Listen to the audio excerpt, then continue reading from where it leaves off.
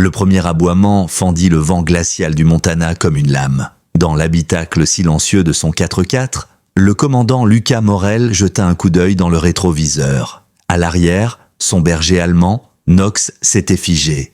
Oreilles dressées, muscles tendus, le givre battait contre le pare-brise, réduisant la visibilité à quelques mètres à peine. Sur la banquette arrière, la petite Clara, 8 ans, observait en silence. Ses yeux étaient grands ouverts, figés sur le chien qui aboyait de nouveau, cette fois plus fort, plus pressant. « Qu'est-ce que t'as senti, mon grand ?» murmura Lucas en ralentissant. C'est là qu'il la vit, une lueur orange presque imperceptible, filtrant à travers le rideau blanc de la tempête. L'odeur l'atteignit avant même la vue, essence, caoutchouc brûlé, un goût métallique dans l'air, un véhicule en feu, partiellement enfoui sous la neige. Lucas serra les mâchoires, stoppa le véhicule sur le bas-côté. Knox gémit, grattant nerveusement contre la vitre. Lucas attrapa sa lampe torche, ordonna d'un ton calme à Clara de rester dans la voiture. Elle hocha la tête sans un mot. Elle ne se séparait jamais de Knox de toute façon. En descendant, Lucas sentit le froid mordre ses joues. La neige lui arrivait aux mollets, épaisse, traîtresse. Il descendit le talus vers l'épave. C'était une berline, renversée dans un fossé. Son capot crachait des flammes oranges et noires. À l'intérieur, une silhouette masculine était affaissée contre le volant. Inerte, du sang tachait la vitre. Lucas essaya la portière côté conducteur, verrouillée. Il fracassa la vitre avec sa lampe, tendit le bras, cherchant un pouls. Rien, l'odeur d'alcool était âcre. Ce n'était pas seulement une perte de contrôle à cause du blizzard, quelque chose clochait. Et puis il entendit un gémissement, faible, étouffé. Il fit le tour du véhicule et braqua la lumière vers la banquette arrière. Ce qu'il vit lui coupa le souffle. Une petite forme recroquevillée sur le plancher, enchaînée. Les poignets liés à la structure métallique du siège avant par de vraies chaînes, serrées au point de blesser la peau. « Je suis commandant Morel, je vais te sortir de là, d'accord ?» cria-t-il par-dessus le crépitement des flammes. La fillette ne bougea pas. Elle le fixait, les yeux écarquillés, incapable de pleurer. Laissez un like et dites-nous en commentaire ce que vous pensez de cette histoire, ainsi que la ville d'où vous nous écoutez. Maintenant, reprenons le cours de l'histoire. La portière arrière était verrouillée. L'avant droit du véhicule avait été écrasé contre un arbre. Plus le temps d'appeler des renforts, la fumée s'infiltrait déjà dans l'habitacle. Lucas fracassa la vitre arrière, écarta les morceaux de verre avec sa manche. « Couvre ton visage !» hurla-t-il. Il grimpa à moitié dans la voiture, la chaleur lui assaillant le visage. Ses doigts tremblaient en cherchant le cadenas. Un verrou, pas de clé. Il sortit son arme. « Détourne les yeux !» Il tira. Le bruit fut assourdissant. La chaîne céda. Il la saisit, la sortit comme une plume.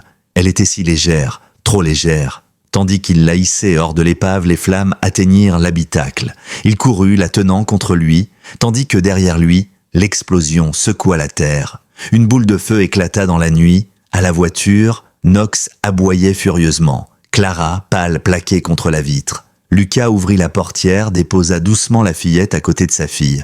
« C'est fini, t'es en sécurité maintenant. » Sous la lumière blafarde de l'habitacle, il put mieux voir son visage. 12, peut-être 13 ans.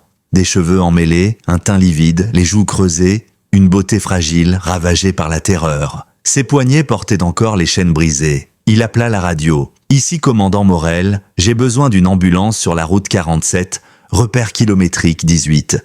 Fille mineure retrouvée, probable victime d'enlèvement. Adulte masculin décédé sur les lieux. Véhicule incendié. Terminé. » Il couvrit la fillette d'une couverture thermique, appliqua des soins sommaires sur ses poignets. Elle ne disait rien, ne le quittait pas des yeux. Clara, pourtant habituellement méfiante, s'était rapprochée. Elle prit l'extrémité de la couverture et la remit en place sur la nouvelle venue avec une attention solennelle. Knox posa doucement sa tête sur leurs genoux. Dans le rétroviseur, Lucas observa Clara tendre la main vers celle de l'autre fillette. Une main fragile, enchaînée, abîmée. Un contact timide. C'était la première fois depuis la mort de sa femme que Clara touchait quelqu'un d'autre que son père ou leur chien.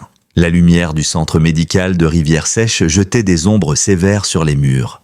Lucas attendait dans la salle, toujours vêtu de son uniforme, encore imprégné de fumée. Clara dormait contre son épaule, Knox veillait à leurs pieds. Derrière une porte fermée, la docteure Camille Delmas examinait la jeune fille. Celle qui n'avait pas encore prononcé un seul mot. Lorsqu'elle réapparut, ses traits étaient détirés. « On peut parler en privé ?» Lucas hocha la tête, confia Clara à son adjoint Hugo Berthier, puis suivit Camille dans une pièce à l'écart. Elle alla droit au but. Elle est dénutrie, déshydratée. Des hématomes à divers stades de cicatrisation. Des brûlures de cigarettes dans le bas du dos, les marques aux poignets sont anciennes. Elle a été maintenue ainsi longtemps. Lucas serra les dents. Agression sexuelle ? Camille secoua la tête. Aucune trace. Mais ce n'est pas un incident isolé, Lucas. Cet enfant a été méthodiquement brisé. Aucune pièce d'identité. Ni sur elle, ni dans le véhicule. Le conducteur, inconnu pour le moment, non identifié non plus. Et la fillette ? Muette. Pas même un prénom. Camille sortit un carnet. Elle a dessiné ceci pendant l'examen. Une maison immense. Colonnes blanches. Des visages furieux. Une scène figée dans l'angoisse. Cela vous évoque quelque chose ? Avant qu'il ne puisse répondre, la porte s'ouvrit. Un homme corpulent entra, élégant, costume gris, cheveux blancs impeccablement coiffés. Le maire Louis de Villers. À sa suite, le conseiller municipal Marc-Antoine Frémont. J'ai appris la situation, dit De Villers avec sa voix de tribun. Une enfant retrouvée dans des circonstances douteuses. Lucas se leva. C'est une enquête en cours, monsieur le maire. Je vous tiendrai informé. Bien sûr, mais j'ai déjà contacté les services sociaux de l'État. Ils viendront chercher l'enfant demain matin. Procédure standard. Camille intervint. Cette fillette est en état de choc. L'envoyer dans un centre inconnu serait contre-productif. Frémont, le visage pincé, répondit froidement. Elle n'a ni tuteur identifié, ni solution locale de prise en charge. Mais Camille n'avait pas dit son dernier mot. En réalité, il y a une solution locale. Le commandant Morel est accrédité comme famille d'accueil d'urgence. Son foyer est déjà habilité pour les besoins spécifiques de sa fille. Un long silence. Le sourire de De Villers se figea. Notre commandant est sûrement très occupé. Je gérerai, coupa Lucas. Ils repartirent, visiblement contrariés. Camille soupira. Désolé de t'avoir embarqué là-dedans, mais leur empressement m'a mise mal à l'aise. Je l'ai vu aussi, admit Lucas. Le maire veut l'éloigner au plus vite. Pourquoi ? 3 heures plus tard, il portait la fillette endormie dans sa maison. Elle pesait à peine plus qu'un souvenir. Installée dans le bureau transformé en chambre, elle portait des vêtements propres fournis par l'hôpital. Knox, toujours vigilant, s'installa au pied du lit. Lucas caressa son flanc. « Tu montes la garde, vieux ? Très bien, veille sur elle. » Au petit matin, Lucas trouva Clara assise en tailleur devant la porte de la chambre d'amis. Un livre de coloriage ouvert sur ses genoux, un plateau contenant une assiette de toast, des œufs brouillés et un verre de jus d'orange posé à côté d'elle. Elle avait tout préparé seule. « Bonjour, petit soleil, » dit Lucas doucement. « Tu as fait ça pour notre invité ?» Clara hocha la tête, sérieuse, et lui tendit une feuille pliée. À l'intérieur, en lettres appliquées, elle avait écrit un seul mot, « Lina ». « Lina » répéta Lucas, surpris. Elle secoua la tête, puis pointa son dessin. Une fillette blonde, aux traits doux, stylisée, mais reconnaissable. « Tu veux l'appeler comme ça ?» demanda-t-il. Un hochement affirmatif.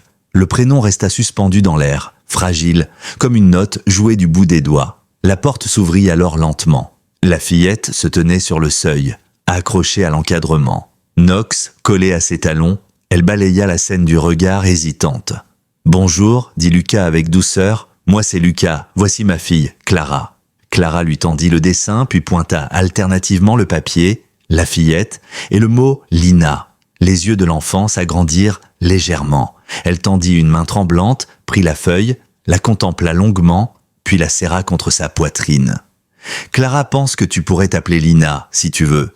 Mais si tu veux nous dire ton vrai prénom, on écoutera. » La fillette secoua la tête, serrant toujours le dessin. Lucas comprit. « Pas encore. Peut-être jamais. » Il montra le plateau. « Clara t'a préparé le petit déjeuner. Elle espère que tu as faim. » Comme pour l'encourager, Clara poussa doucement le plateau vers elle, puis recula pour lui laisser de l'espace. La fillette hésita, puis s'agenouilla lentement. Elle prit un toast, puis un autre. L'appétit, lentement, chassait la méfiance. Lucas, le cœur serré, regarda Clara observer chaque geste de cet enfant comme si elle tentait d'en décrypter le moindre frémissement. C'était dans ces gestes minuscules, cette solidarité silencieuse entre deux âmes cabossées, que quelque chose de précieux naissait. Le téléphone vibra, un message de Hugo, plaque du véhicule volé dans l'état voisin. Le conducteur s'appelait Didier Gervais. Casier pour petit délit, toxicomane sans lien apparent avec des enfants disparus. Le maire demande un rapport chaque heure. Lucas regarda la fillette qui mâchait lentement un morceau d'œuf, les yeux rivés sur le bol, comme si le monde autour n'existait plus. Il sentit le poids d'une vérité qu'il connaissait déjà. Cette affaire était bien plus qu'un simple accident. Les jours suivants furent comme un équilibre fragile entre routine et prudence. Lucas prit un congé exceptionnel, officiellement pour s'occuper de sa fille, mais en vérité, il ne voulait pas laisser Lina à une quelconque institution. Elle ne parlait toujours pas, mais elle suivait Clara comme une ombre. Chaque geste de Clara semblait lui apporter un peu de réconfort. Elle copiait ses mouvements, l'imitait à distance, sans jamais se coller à elle. Mais dans le silence, une forme de langage naissait. Le troisième matin, Lucas, debout dans la cuisine, regardait par la fenêtre. Le jardin était encore couvert de neige, mais le ciel s'était dégagé, laissant filtrer une lumière bleutée sur le blanc immaculé. Dehors, Clara montrait à Lina comment faire un bonhomme de neige. Ses mains gantées dessinaient de larges gestes. Nox bondissait autour d'elle, aidant de son museau à rouler les boules. Lucas n'avait jamais vu ça. Clara, jouant avec une autre enfant, volontairement, sans qu'on l'y pousse. C'était comme si le silence de Lina lui offrait un espace dans lequel elle pouvait s'épanouir sans pression. Hugo entra, tenant 2 cafés fumants. Il s'approcha de Lucas, contempla la scène à travers la vitre. « J'aurais jamais cru voir Clara jouer comme ça. Moi non plus. C'est comme si… » Le silence de Lina la rassurait. Pas besoin de parler. Hugo hocha la tête. « Et la gamine? Toujours pas un mot? » Rien. Mais elle commence à esquisser des sourires. Parfois. Quand Clara l'aide. Lucas se tourna vers lui. « Tu as quelque chose pour moi ?» Hugo sortit un dossier de sa sacoche. Autopsie de Gervais, cause de la mort, impact à la tête dans l'accident. Taux de méthamphétamine très élevé, casier banal, mais on a trouvé ça. Il sortit un petit sachet contenant un reçu froissé. Dans sa chaussure, un virement vers un compte aux îles Caïmans. 50 000 €, daté d'il y a 1 semaine. Lucas fronça les sourcils. Une livraison? Hugo acquiesça. Et ce compte appartient à une société nommée Horizon Sélectif. Ça te dit quelque chose? Lucas secoua la tête. De vrai? Hugo passa une page. Horizon Sélectif est l'un des plus gros contributeurs à la dernière campagne du maire de Villers. Officiellement, il facilite dans les adoptions internationales. Un frisson glacial parcourut l'échine de Lucas. Il se retourna brusquement vers la fenêtre. Lina avait cessé de rouler la neige. Elle fixait la lisière des bois, raide comme une statue. Nox s'approcha d'elle, alerté. « Quelque chose cloche ?» dit Lucas. Il posa sa tasse et se précipita dehors. À peine avait-il franchi le perron qu'une voiture noire luisante se gara dans l'allée. Une femme élégante descendit, suivie d'un homme au manteau trop cher pour cette région. Ils s'approchèrent. « Vous attendez quelqu'un ?» demanda Hugo, tendu. Lucas descendit les marches. L'homme tendit la main. « Xavier Montfort, voici ma femme Hélène. Nous avons été informés que vous aviez retrouvé notre fille. » Lucas ne serra pas la main. Il observe l'homme, puis la femme. « Votre fille ?»« Lina » répondit Hélène d'une voix tremblante. Lina Montfort. Elle a disparu il y a 3 semaines. Dans le jardin, Lina s'était reculée, le dos collé au cabanon. Clara s'était figée, confuse. Nox se positionna entre les filles et les visiteurs, aboyant une fois, rauque et grave. « Entrez, on doit parler », dit Lucas, le ton sec. Dans la cuisine, Lucas observa les Montfort tandis qu'ils sortaient des documents de leur sac. Photos encadrées, certificats, dossiers médicaux. La femme aux traits tirés tendit une image d'une jeune fille blonde, souriante, posant devant une grande maison de style colonial. Une autre la montrait à cheval, puis un portrait d'école. « Elle s'appelle Lina Montfort », insista Hélène, le regard implorant. « Nous l'avons adoptée à ses 6 ans. Elle a eu une enfance difficile, mais nous l'aimons. Elle s'est enfuie il y a 3 semaines. Nous la cherchons sans relâche. » Lucas garda ses mains croisées. « Pourquoi aurait-elle fui ?» Xavier Montfort se raidit. Elle souffre de troubles émotionnels. Il lui arrive de mal interpréter certaines situations. Elle s'imagine des choses. C'est un mécanisme de défense. « Quel genre de choses ?» demanda Lucas. Hélène hésita, sortit un mouchoir brodé. Elle a dit des choses horribles, qu'on n'était pas ses vrais parents, qu'on l'avait acheté, c'était déchirant. Lucas posa ses coudes sur la table, les yeux rivés sur les photos. La ressemblance était indéniable, mais les yeux, ils étaient vides, figés. Il connaissait ce regard, celui qu'on retrouve chez les soldats trop longtemps exposés au chaos. Le conducteur de la voiture dans laquelle on l'a retrouvé interrogea Lucas. « Vous le connaissiez ?» Xavier secoua la tête. « Non, nous pensons qu'il l'a contacté en ligne, qu'il l'a convaincu de fuir. » Hélène se pencha. Elle a toujours été influençable et fragile. C'est pour ça qu'on doit la ramener. chez elle, dans son environnement. Lucas se leva lentement. Elle était enchaînée, au plancher du véhicule, physiquement retenue. Elle portait des marques anciennes. Pas des blessures dues à une fuite récente. Les Montfort échangèrent un regard bref. Hélène reprit, la voix tremblante. Peut-être qu'il l'a kidnappée après sa fuite. Et que ces blessures sont de son fait. Mais Lucas n'était pas convaincu. Tout dans leur posture trahissait autre chose. Une urgence glaciale. Un contrôle parfaitement orchestré. Il se tourna vers Hugo. On doit vérifier leur identité et observer la réaction de la fille. C'est notre fille, trancha sèchement Xavier. Nous avons les papiers. Il tendit un dossier en cuir. Acte d'adoption, carnets médicaux, déclaration notariale, et pour faire bonne mesure, nous avons parlé avec le maire de Villers. Il nous a assuré de la coopération totale des autorités. Évidemment. Lucas hocha lentement la tête. Très bien, mais avant de prendre une décision, je veux voir comment elle réagit à votre présence. Ils passèrent au salon. De la fenêtre, on apercevait les deux filles, accroupies derrière le cabanon, Knox en position défensive. Hélène s'approcha de la vitre. « Lina, chérie, c'est maman, papa et moi sommes venus te chercher. » Ce qui se produisit alors glaça le sang de Lucas. La petite s'effondra dans la neige, ses bras autour de ses genoux. Elle se mit à se balancer d'avant en arrière, gémissant, un bruit aigu, douloureux. Clara s'agenouilla près d'elle, paniquée. Knox se mit à aboyer férocement, les crocs à nu. La fillette hurlait sans émettre de mots distincts, juste un cri primitif, d'angoisse pure. Lucas referma le rideau d'un geste sec. « Elle est en détresse. Vous allez partir maintenant ? C'est notre fille !» s'écria Xavier furieux. « Vous ne pouvez pas nous en empêcher. Elle est sous ma protection. Elle est manifestement traumatisée par votre présence. Nous avons des documents légaux et moi un devoir moral. Elle reste ici, jusqu'à ce que j'en sache davantage. » Xavier se leva furieux. « Vous aurez des nouvelles de notre avocat. Je l'espère bien, rétorqua Lucas. Une fois le couple reparti, Lucas et Hugo coururent rejoindre les filles. Lina était toujours recroquevillée, tremblante. Clara caressait doucement son bras, les larmes aux yeux. Lucas s'accroupit. « C'est terminé, ils sont partis.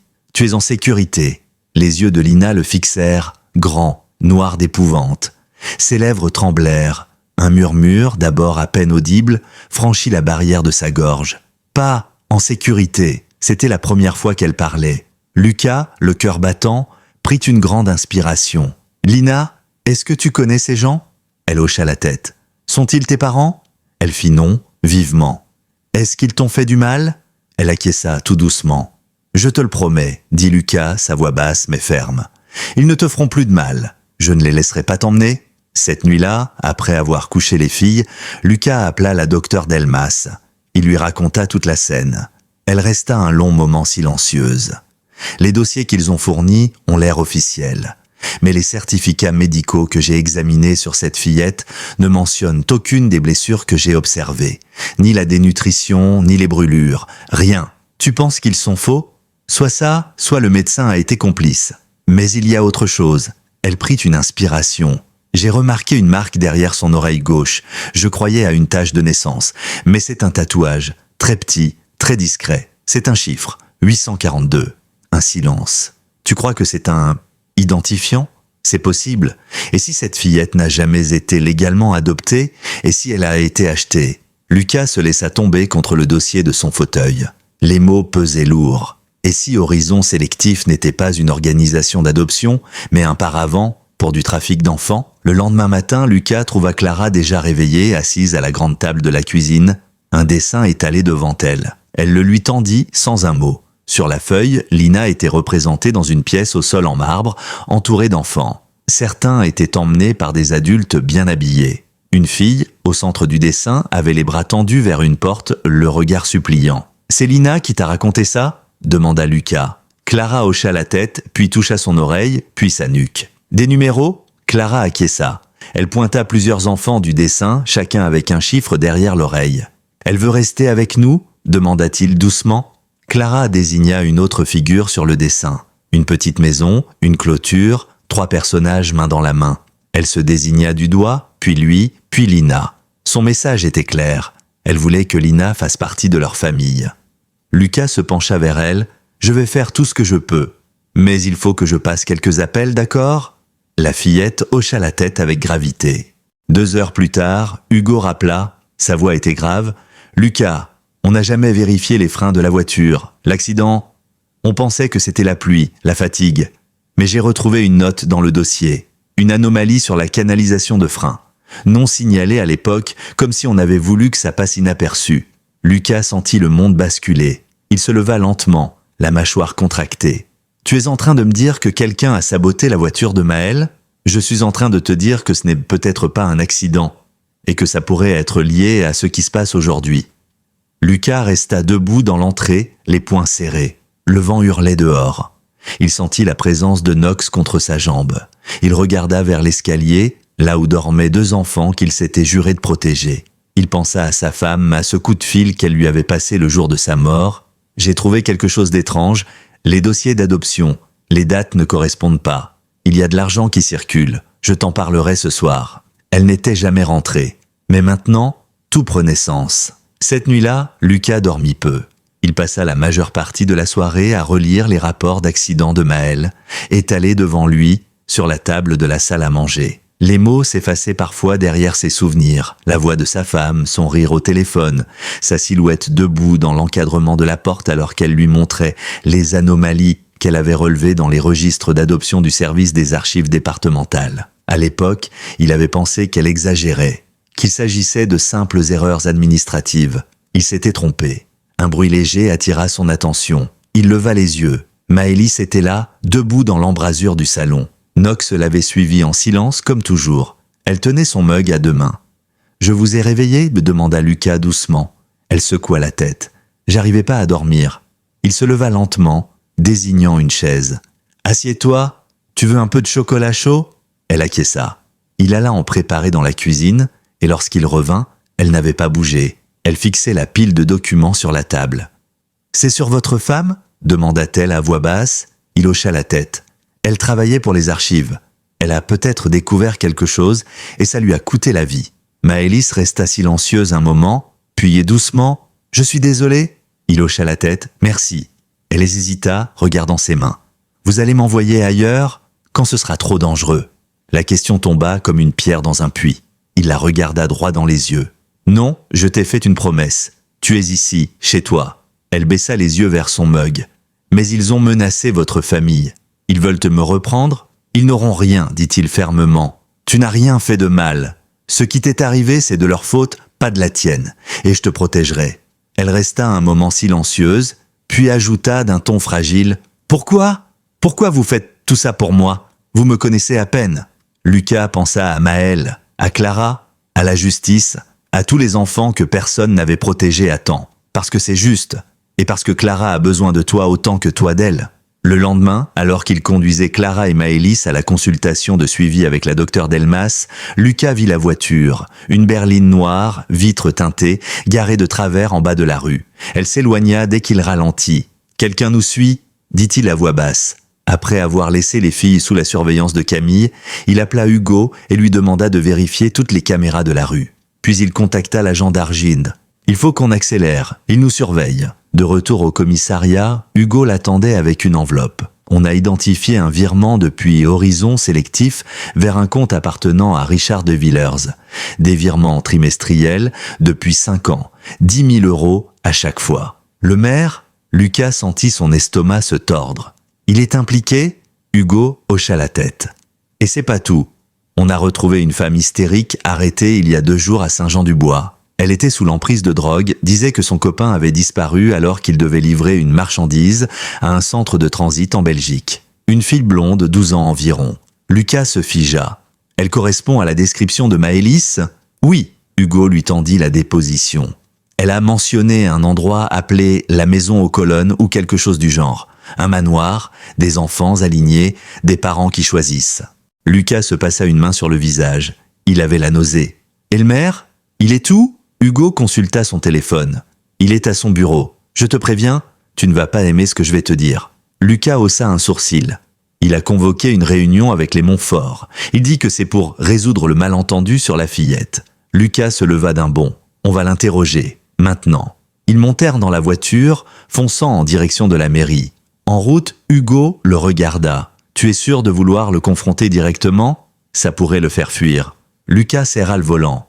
Je ne veux plus jouer la prudence. Ils menacent ma fille. Ils ont déjà tué ma femme. Et Maëlys est en danger. Le bâtiment administratif de Rivière-Sèche se dressait devant eux, sobre et imposant. Lucas descendit sans un mot, son badge bien visible. La secrétaire tenta de les retenir, mais il la balaya d'un regard. Il ouvrit la porte du bureau du maire sans frapper. De Villers releva les yeux de son bureau, masquant mal sa surprise. « Commandant Morel, quel honneur !»« On doit parler ?» coupa Lucas. Il jeta un dossier sur la table. « Horizon sélectif, vos virements, les Montfort, Jessica. » Le maire resta figé. Puis, un sourire calculé étira ses lèvres. « Allons, commandant. Vous êtes en train d'énoncer des accusations très graves. Vous saviez, vous avez couvert des transactions illégales, vous avez protégé des criminels, vous êtes complice. » De Villers se leva lentement. « Si vous voulez des réponses, pas ici. Rejoignez-moi ce soir, à la Pointe du Cerf, seul. » Lucas serra les dents. « Pourquoi là-bas ?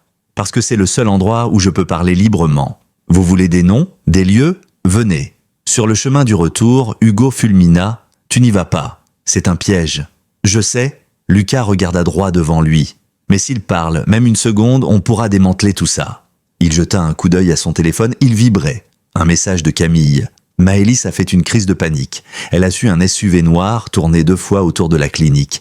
Elle a murmuré un nom pendant l'attaque. Oncle Richard. Lucas sentit son estomac se tordre. Elle parle de Villers. Il allait chez les Montfort. C'est lui qui livrait les enfants. C'est lui qui ramenait ceux qui le renvoyaient. Et maintenant, il veut te voir, seul, dans la forêt ? Hugo s'arrêta. « Tu ne peux pas y aller sans une équipe. » Lucas ferma les yeux. « Je ne vais pas y aller seul. » Mais il doit croire que je le ferai. Le soir même, la neige tombait à gros flocons sur les routes de la forêt. Lucas avançait lentement, les phares de son véhicule fendant à peine le rideau blanc. La Pointe du Cerf, un ancien belvédère surplombant la vallée, était un lieu qu'on évitait l'hiver. Trop isolé, trop silencieux. Il avait prévenu Hugo, bien sûr. Une unité restait en retrait, prête à intervenir au moindre signe. Mais pour que De Villers parle, il fallait qu'il croie Lucas seul et vulnérable. Lorsqu'il arriva au sommet, il coupa le moteur et attendit. 5 minutes passèrent, puis 10. Le froid s'infiltrait même à travers son blouson. Enfin, un 4x4 noir s'arrêta à quelques mètres. De Villers en descendit seul, emmitouflé dans un long manteau sombre. Il approche lentement. « Vous avez eu le courage de venir. J'apprécie. » Lucas resta immobile. « Je suis venu entendre la vérité. Rien d'autre ?» Le maire s'arrêta à 1 mètre de lui. Son visage, figé par le froid, était tendu. « Vous n'avez aucune idée de ce dans quoi vous avez mis les pieds, commandant. Horizon sélectif n'est qu'une façade. Ce réseau s'étend bien au-delà de notre département, de notre pays même. Ce sont des familles riches, influentes. Ils choisissent leurs enfants comme on choisit un modèle de voiture. Couleur des yeux, potentiel intellectuel, génétique. Ils paient des fortunes. Et nous, on leur fournit ce qu'ils veulent. » Lucas sentit un haut le cœur. « Vous parlez d'enfants comme d'un marché. »« C'est exactement ça, » répondit De Villers froidement. « Un marché ultra sélect. Vous croyez quoi ? Que les adoptions illégales n'existent plus ? Elles ont simplement changé de visage. » Lucas s'approche d'un pas. « Vous avez tué ma femme. » De Villers tiqua. « Je ne l'ai pas tuée. J'ai juste fermé les yeux. Elle posait trop de questions. Elle avait trouvé des irrégularités, des doublons dans les dossiers, et elle comptait tout révéler. » Il haussa les épaules. « C'est le réseau qui a décidé.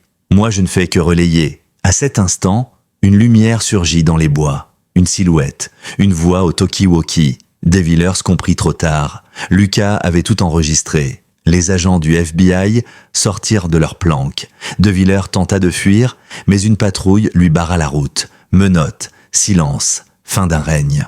De retour à la clinique de la docteure Delmas, Lucas trouva Maëlys en larmes dans le bureau de Camille. Clara était là aussi, une couverture sur les épaules, le regard inquiet. « Il va revenir ?» demanda Maëlys en tremblant. Lucas s'agenouilla devant elle. « Non, il a été arrêté. Et ce qu'il t'a fait, ce qu'ils t'ont fait ne restera pas impuni. » Elle secoua la tête. « Ce n'est pas fini. Ils sont nombreux. » Il prit sa main. « C'est peut-être vrai. Mais maintenant, tu n'es plus seul. » 3 jours plus tard, une perquisition eut lieu dans un manoir à l'extérieur de l'île, officiellement le siège d'une fondation humanitaire gérée par Horizon Sélectif. Les pièces étaient froides, luxueuses, vides. Mais les murs racontaient d'une autre histoire. Des chambres identiques, aux lits d'enfants alignés, des casiers numérotés, des registres codés. On y trouva des dizaines de documents, des transferts bancaires, des listes de prénoms, de chiffres, d'évaluations et des dossiers de vente. Mais aucun enfant. Ils avaient été déplacés. Trop tard. Lucas, blessé à l'épaule lors d'une tentative d'intrusion dans sa propre maison quelques jours plus tôt, se retrouva hospitalisé. Les balles avaient traversé le muscle sans toucher d'organes vitaux. Un miracle selon le chirurgien. Mais la douleur était bien réelle, physique et morale, car malgré l'arrestation de De Villers, malgré la fermeture du manoir, il restait tant de questions et tant d'enfants à retrouver. Hugo venait lui rendre visite chaque jour. Il apportait du café, du vrai, et les derniers éléments de l'enquête. Les Montfort ont disparu. Disparition complète. Plus de traces de leur avion privé. Ils ont dû fuir en Europe de l'Est ou plus loin encore. Lucas hocha la tête, le regard vide. Ils reviendront. Ou d'autres prendront leur place. Mais ce fut la visite de Clara et Maëlys, 3 jours plus tard, qui eut l'impact le plus profond. Elles entrèrent dans la chambre d'hôpital, accompagnées de Knox et de la docteure Delmas, un peu gênées par les fils, les bips, l'odeur de désinfectant. Clara grimpa doucement sur le lit, posant la tête sur son bras valide. Maëlys resta debout, le regard inquiet. « C'est de ma faute, murmura-t-elle. Si vous êtes blessé, c'est à cause de moi. » Lucas secoua la tête. « Ce n'est pas ta faute, ce sont eux, les responsables. Moi j'ai choisi de te protéger, et je le referai. » Elle essuya une larme. « Je n'ai plus personne, plus de famille. » Lucas se redressa autant qu'il le put. « Tu en as une, ici. » Il désigna Clara. « Elle t'a choisi dès le premier jour. » Il désigna Knox. « Il ne te quitte plus. Et moi, je suis prêt à me battre pour toi, si tu veux rester. » Maëlys cligna des yeux. « Vraiment ? Tu voudrais que je reste ?» Clara leva la tête. « Il a promis. Et chez nous, on tient nos promesses. » Le lendemain de cette visite bouleversante, alors que Lucas récupérait toujours à l'hôpital, l'enquête prit un tournant inattendu. L'agent Nora d'Argent se présenta dans sa chambre avec un dossier à la main et un air plus grave que d'habitude. Elle ferma la porte derrière elle et s'approcha de son lit. « On a reçu les résultats des analyses ADN », annonça-t-elle sans détour. Lucas redressa légèrement le buste, malgré la douleur. « Les analyses de Maëlys ?» Nora hocha la tête. « On les a comparées à la base nationale des personnes disparues. Il y a une correspondance. Elle s'appelle bien Maëlys Jarry. Elle a été déclarée disparue à Billon-sur-Loire, 5 ans plus tôt. » Elle marqua une pause. Ses parents s'appelaient David et Sylvie Jarry. Aucun lien avec vous, officiellement. Mais elle sortit une autre feuille du dossier et la posa sur la tablette. « Il y a un lien ?» Lucas fronça les sourcils en déchiffrant les lignes. C'était un rapport de parenté génétique. Et le nom qui apparaissait en parallèle de Maëlys était celui de Maëlle, sa défunte épouse. Il releva les yeux vers Nora, abasourdi. « Comment ? » Maëlys est la nièce de votre femme. Sa sœur, Sylvie, avait été placée à la naissance. Les parents de Maëlle ne l'ont jamais dit, ils l'ont gardée secrète. Mais les tests sont formels. Elles étaient ta sœur. Lucas sentit le souffle lui manquer. Toutes ces années, cette impression étrange, cet instinct de protection viscérale, ce lien immédiat, il n'était pas uniquement émotionnel. Il était de sang. Il pensa à Maëlle, à son insistance sur ses dossiers d'adoption falsifiés, à sa mort inexpliquée. Elle avait été plus près de la vérité qu'il ne l'avait imaginé, et c'était sa propre famille qu'on avait arrachée. « Maëlys ne le sait pas ?» demanda-t-il d'une voix rauque. Nora secoua la tête. « Non, et on vous laisse le soin de le lui dire. Quand vous estimerez que c'est le bon moment. » Lucas hocha lentement la tête. « Merci. » Elle hésita. « Ce n'est pas tout. Grâce aux aveux du maire de Villers, on a pu retracer certains transferts. On a trouvé une ancienne clinique désaffectée à la frontière belge, utilisée comme centre de transit. Il y a des chambres, des registres, des preuves accablantes, et les Montfort sont impliqués jusqu'au cou. Et les enfants ? 26 enfants ont été récupérés depuis le début de l'opération. Mais on estime qu'il y en a eu au moins 50. Beaucoup restent introuvables, probablement sortis du pays. Lucas ferma les yeux un instant. Il pensa au dessin de Clara, aux enfants sans visage, aux numéros tatoués derrière les oreilles. Il pensa à tous ceux qu'on avait effacés comme des lignes d'un fichier comptable. Une semaine plus tard, il sortit enfin de l'hôpital. Il rentra chez lui, le bras toujours en écharpe, mais le cœur allégé par la perspective de retrouver Clara et Maëlys. La maison avait été nettoyée, les marques de l'effraction effacées, Mais le sentiment d'invasion persistait. Malgré tout, une énergie nouvelle régnait dans les lieux. Les filles avaient décoré le salon de guirlandes de papier. Au centre trônait une constellation d'étoiles dorées, chacune marquée d'un prénom, d'une date ou d'un souvenir heureux. Le soir même, ils reprirent leur rituel. Assis autour de la table, dans le calme retrouvé du foyer, chacun nomma quelque chose de bon. Clara posa une étoile pour avoir retrouvé papa à la maison. Maëlys, elle, hésita un instant puis déclara « Moi je mets une étoile pour avoir été cru, pour la première fois. » Lucas, la gorge nouée, ajouta la sienne. Pour les secondes chances. Puis il regarda les deux enfants devant lui. Et pour les familles qu'on choisit, même quand elles sont nées dans le chaos. Mais la paix fut de courte durée. 2 jours plus tard, alors qu'ils revenaient d'un rendez-vous à la clinique, ils trouvèrent la porte d'entrée entr'ouverte. Knox grogna immédiatement, se plaçant entre les filles et le seuil. Lucas dégaina son arme, fit signe aux enfants de rester dans la voiture. Il entra lentement. La maison avait été fouillée, mais méthodiquement. Pas un cambriolage, une extraction. Les dossiers avaient disparu, les preuves liées à l'affaire. Et sur le mur du salon, une nouvelle menace, tracée à la peinture rouge, temps écoulés. Lucas referma la porte avec précaution et appela immédiatement Hugo. Ils sont revenus, ils ont tout pris. Les fichiers, les photos, les relevés, tout. Dans l'écouteur, la voix de son ami se fit plus grave. On vous envoie une équipe. Quittez la maison, ce n'est plus sûr. Lucas raccrocha et retourna à la voiture. Maëlys fixait la maison avec des yeux trop silencieux. Clara tenait Knox contre elle comme une armure vivante. « On part ?» demanda-t-elle simplement. Lucas hocha la tête. « Oui, maintenant. » Ils roulèrent vers la cabane de chasse de Hugo, isolée dans les bois à une quinzaine de kilomètres. Une ancienne bâtisse rustique, sans réseau, sans électricité, mais avec une cheminée solide et des provisions. Ce n'était pas un foyer, mais c'était un refuge. Ils passèrent la soirée à jouer aux cartes, à dessiner, à coller de nouvelles étoiles sur un carton reconstituant leur ciel dans ce nouveau décor. Maëlys riait parfois, un son rare et précieux. Clara parlait de plus en plus, posant des questions, racontant des souvenirs. Et Lucas observait, le cœur tiraillé entre la peur constante et une gratitude timide. Il les regardait vivre malgré tout. Plus tard, alors que les filles dormaient dans la petite chambre, Knox allongé à leurs pieds, Lucas s'assit près du feu avec Hugo. « Tu sais, » dit Hugo après un long silence, « je crois qu'elles se sauvent mutuellement. » Lucas acquiesça. « Et moi, elle me rappelle du pourquoi je fais ce métier. » Le téléphone satellitaire bipa. Lucas décrocha. C'était Nora. On a repéré du mouvement. Les Montfort ont quitté la France. Ils ont été vus à l'aéroport de Genève avec de faux papiers. Mais l'alerte a été donnée trop tard. On pense qu'ils sont partis pour le Canada. Lucas grimaça. Et la juge Leroux ? Elle est en train de préparer un mandat international. Mais sans preuve matérielle, ça prendra du temps. Il raccrocha. Hugo observait les flammes. Ils reviendront. Lucas acquiesça. Je compte sur ça. Cette nuit-là, alors que la tempête s'abattait sur la forêt, Knox se redressa brusquement, grognant bas. Lucas bondit sur ses pieds. À travers les interstices de la fenêtre, il aperçut des phares. 3 véhicules, un SUV noir au centre flanqué de 2 berlines. Il comprit immédiatement. Il les avait retrouvés. Il se précipita dans la chambre. Les filles s'étaient déjà réveillées. Maëlys tremblait. Clara l'enlaçait. « Ils sont là », murmura Maëlys. Lucas acquiesça. « On a un plan ?» Il ouvrit un vieux placard au fond de la pièce et souleva une trappe dissimulée sous un tapis. Une cave creusée à même la terre, pas très grande mais suffisante. « Vous allez vous cacher là, avec Knox. Je vais les éloigner. »« Non !» protesta Maëlys. « Ils vont vous tuer. Ils essaieront ?» dit-il avec un mince sourire. « Mais je suis plus têtu qu'eux. » Hugo les aida à se glisser dans la cache. Puis ils éteignirent toutes les lampes, étouffèrent le feu et prirent position. 3 hommes approchèrent, armés, fouillant la cabane.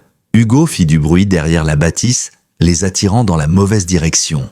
Un coup de feu claqua. Lucas sortit de sa cachette, en profita pour rentrer dans la maison et verrouiller la porte derrière les 2 intrus restés à l'intérieur.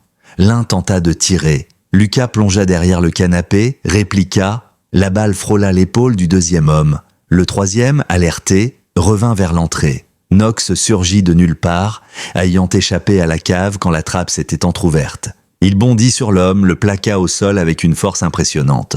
Dans la confusion, Lucas parvint à désarmer l'un des agresseurs, le maîtrisant avec l'aide de Hugo qui revenait, en sang, mais debout. L'autre s'enfuit, Mais une voiture de la gendarmerie, alertée plus tôt, intercepta le véhicule au bas du chemin forestier. L'un des agents, à peine sorti, s'exclama « On a le signalement d'un certain Xavier Montfort. Ce type est avec lui. » Quand les filles sortirent de la cachette, les yeux rougis mais intacts, Lucas s'agenouilla devant elle. « C'est terminé. » Maëlys murmura. « Pas encore, il reste des enfants. » Lucas prit sa main. « Tu as raison.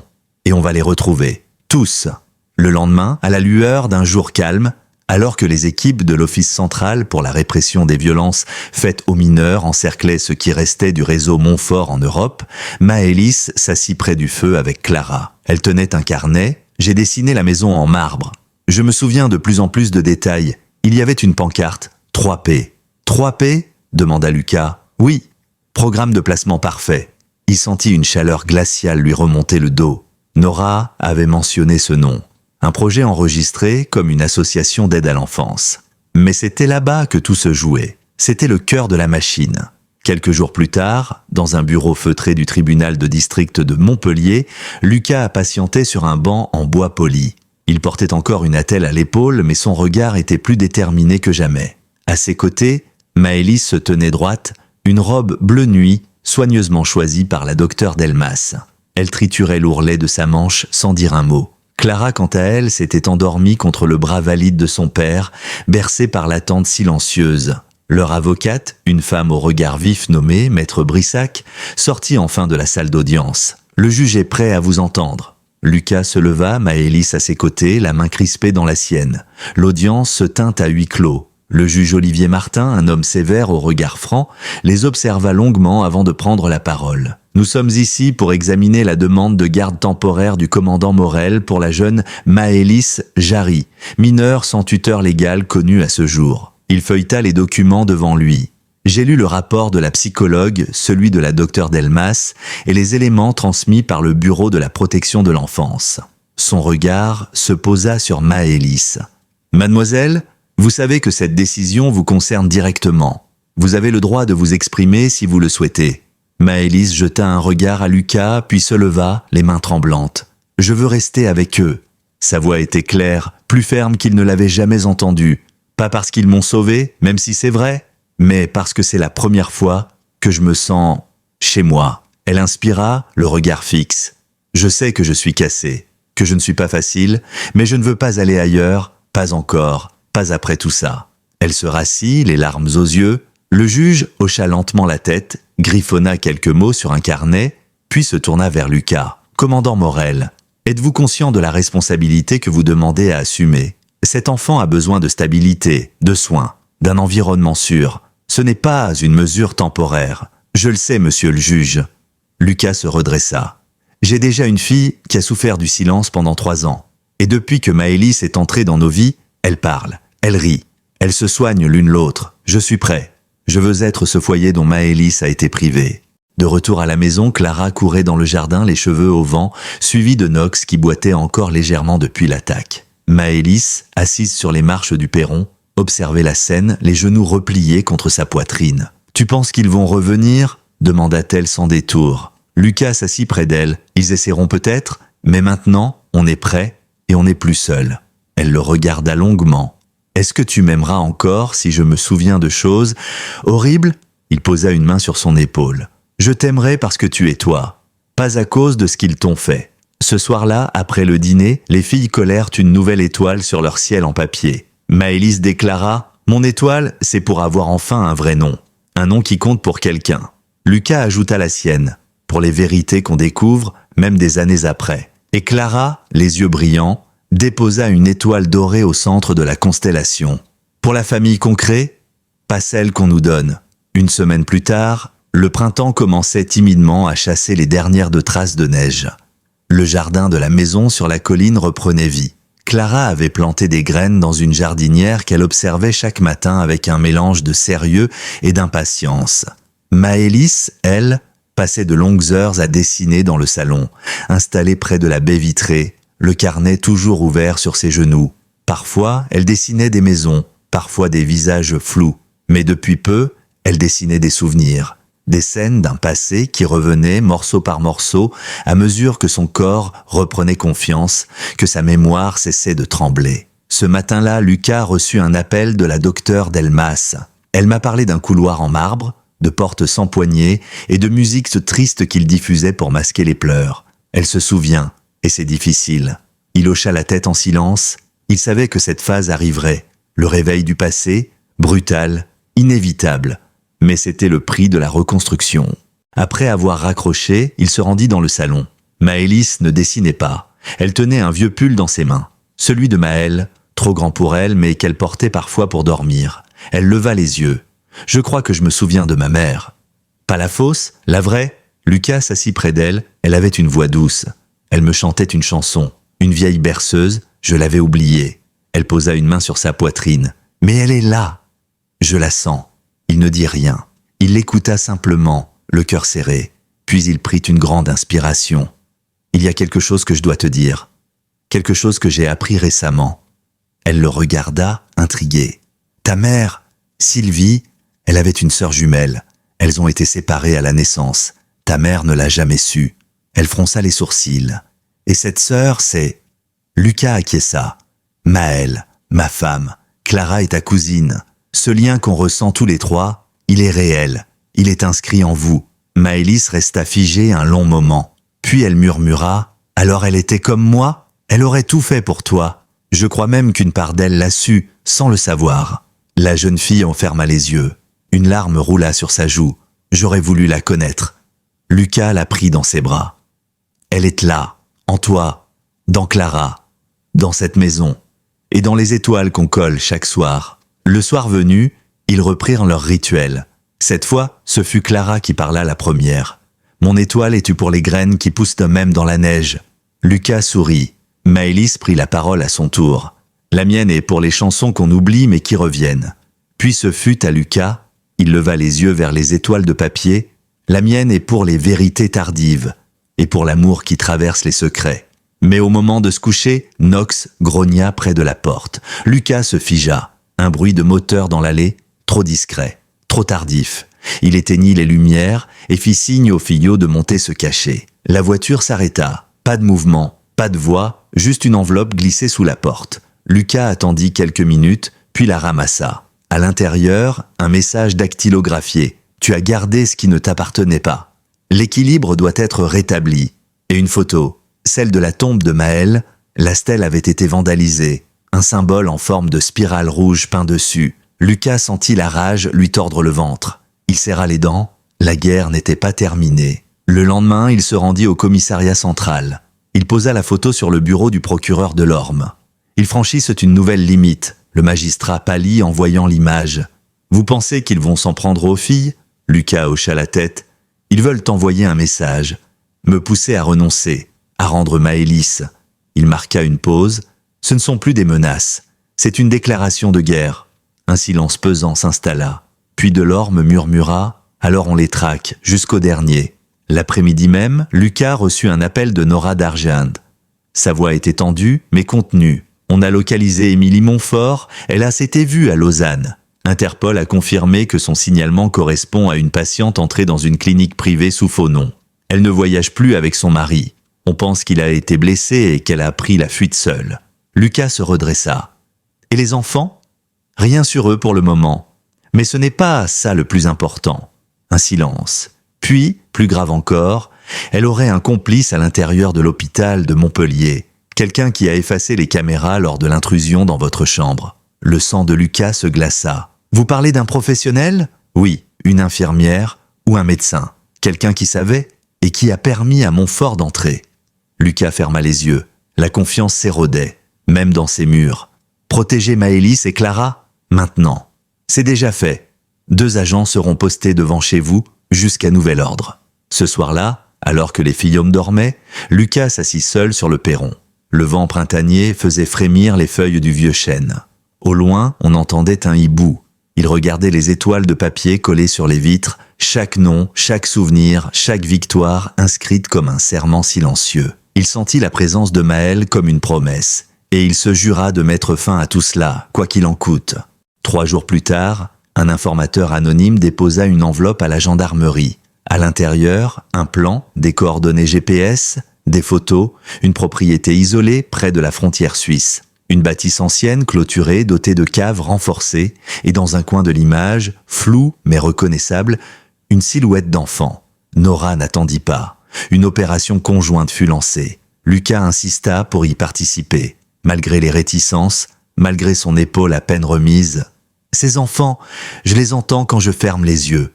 Je dois y aller. » Le 17 avril, à l'aube, 3 véhicules non identifiés s'engagèrent sur le chemin de montagne menant à la propriété. Lucas, Hugo, Nora et 2 agents d'élite formèrent l'unité d'assaut. L'endroit était calme. Trop. La grille ne montrait aucune trace d'électronique. Mais le silence trahissait une chose. Ils savaient qu'ils étaient attendus. À l'intérieur, les pièces étaient vides. Pas d'enfants, pas de traces. Jusqu'à ce que Nora, en inspectant le sol du couloir principal, trouve une trappe dissimulée sous un tapis persan. En dessous, un couloir en marbre, éclairé, impeccable et familier. Lucas sentit son estomac se contracter. Maëlys avait décrit cet endroit, les musiques douces, les chambres sans poignées, tout y était, le cœur de leur enfer. En bas, ils découvrirent 6 pièces identiques, petits lits, draps blancs et 3 enfants figés de terreur, 2 filles, un garçon, affamé mais vivant. L'un d'eux portait le chiffre 312 tatoué derrière l'oreille. Les 2 autres avaient été marqués aussi. Lucas sentit les larmes lui monter. Il murmura doucement « Vous êtes en sécurité maintenant, on va vous sortir de là ». Mais alors qu'il faisait évacuer les enfants, une alarme discrète se déclencha. Des pas résonnèrent dans les escaliers. 2 hommes armés surgirent. Émilie Montfort était derrière eux, un revolver à la main, le regard halluciné. « Vous avez tout détruit », siffla-t-elle. « Ce système, c'était l'avenir. Vous ne comprenez pas ce qu'on essayait de faire. » Lucas se plaça devant les enfants. « Ce que vous faisiez, c'était du trafic, du commerce de chair humaine, et c'est terminé. » Elle leva l'arme. Mais avant qu'elle ne puisse tirer, Knox bondit depuis un coin de la pièce où il s'était glissé plus tôt. Il lui sauta à la gorge, la désarma sans la tuer. Les agents intervinrent aussitôt. Les 2 hommes furent neutralisés. Émilie Montfort, menottée, n'opposa aucune résistance. Elle ne parlait plus, ne clignait presque pas des yeux, comme un système qui s'éteint. À la sortie, Lucas prit un enfant dans chaque bras, les plus petits. Le 3e suivait Nora, serrée contre elle. Dehors, les flashs des ambulances clignotaient dans le brouillard matinal. Un hélicoptère attendait, ce cauchemar-là était fini, mais d'autres restaient à résoudre. Une semaine plus tard, dans la maison du plateau, l'atmosphère était plus douce. Clara aidait Maëlys à écrire une lettre. Elle n'avait pas encore compris toute l'ampleur de ce que Lucas et Hugo avaient fait. Mais elle savait une chose, des enfants comme elles étaient maintenant libres. Et cela suffisait. Lucas entra dans le salon, une enveloppe à la main. Il s'assit près d'elle. Le juge a rendu sa décision. Maëlys le fixa, le souffle court. « Tu vas devoir me rendre ?» demanda-t-elle. Il ouvrit le papier et lut à voix haute. « Le tribunal autorise l'adoption définitive de Maëlys Jarry par monsieur Lucas Morel. » Il releva les yeux. « Ça veut dire que tu restes, pour toujours. » Elle éclata en sanglots. Pas de tristesse, pas de peur, juste un relâchement, un effondrement d'émotions retenues trop longtemps. Elle se jeta dans ses bras. « Papa !» Ce fut la première fois qu'elle l'appela ainsi. 1 an plus tard, la maison Morel ne ressemblait plus à ce qu'elle avait été. Le vieux chalet avait été vendu, remplacé par une grande bâtisse lumineuse aux volets verts, à la lisière d'une forêt protégée. Lucas y avait investi ses économies, son énergie et surtout son espoir. C'était un endroit vivant. Des rires fusaient depuis les chambres à l'étage, les murs étaient recouverts de dessins, de photos, de citations écrites à la main. Dans le jardin, des balançoires avaient été installées et une cabane en bois avait été construite par Hugo et les filles. Clara avait maintenant 9 ans. Elle ne cessait de parler, de poser des questions, de créer des histoires. Depuis que Maëlys était entrée dans sa vie, un nouveau langage s'était ouvert en elle. Maëlys, elle, venait d'avoir 14 ans. Elle écrivait un journal, dessinait chaque soir, et le cauchemar qu'elle avait traversé ne l'avait pas détruite. Il l'avait forgée, solide mais tendre, traumatisée mais résiliente. Ce jour-là, on fêtait 2 choses. D'abord l'adoption officielle, désormais inscrite dans tous les registres. Maëlys portait maintenant officiellement le nom de Morel. Et ensuite, un événement qu'elles avaient décidé ensemble. L'inauguration de leur rituel devenu institution. Un grand mur dans le salon, peint en bleu nuit, couvert d'étoiles dorées. Leur constellation. Chaque étoile portait une date, un mot, une victoire. Au centre, un cadre vide. Lucas s'avança. Il colla une étoile plus grande que les autres. et lu à voix haute pour les enfants sauvés et ceux qu'on n'a pas encore retrouvés. Autour de lui, une quinzaine de personnes. Hugo et sa compagne, la docteure Delmas, Nora, même le juge Martin. Tous ceux qui avaient rendu cela possible, un moment suspendu. Après la cérémonie, alors que la nuit tombait doucement, Lucas s'assit sur le perron, une tasse de café entre les mains. Il regardait Knox courir dans les herbes hautes avec les filles. Sa patte blessée avait retrouvé toute sa force. Le vieux chien paraissait rajeuni, comme s'il comprenait que sa mission avait pris un autre sens. Il n'était plus seulement un gardien. Il faisait partie de cette famille, de cette meute reconstruite. Nora vint le rejoindre. Tu sais, on a identifié 29 enfants grâce aux données retrouvées dans la maison de Zurich. 29 vies qui auront une autre chance. Lucas sourit sans détourner le regard. Ce n'est pas assez, mais c'est un début. Elle le fixa longuement. Tu as pensé à ce que je t'ai proposé ? Il hocha lentement la tête. Le poste d'inspecteur régional pour la protection de l'enfance ? Oui, je l'ai accepté. Il soupira. Ce que j'ai vu, ce que j'ai compris, je ne peux pas tourner la page. Je dois continuer. Nora sourit. Tu vas faire plus que les arrêter. Tu vas les empêcher de recommencer. Le lendemain matin, alors que la brume s'élevait doucement du sol, Lucas emmena les filles en forêt. Ils suivaient un sentier qu'ils avaient tracé ensemble, qu'ils appelaient le chemin des promesses. Ils y accrochaient parfois des rubans, des mots, des pierres peintes. Clara s'arrêta au pied d'un chêne. « Tu sais ce que j'aimerais ?» dit-elle, « qu'on plante un arbre ici. Un arbre pour les autres enfants, ceux qui n'ont pas encore trouvé leur maison. » Lucas s'agenouilla à sa hauteur. « On le fera ?» Un arbre pour chaque promesse qu'on tiendra. Maëlys sourit. Elle leva les yeux vers le ciel.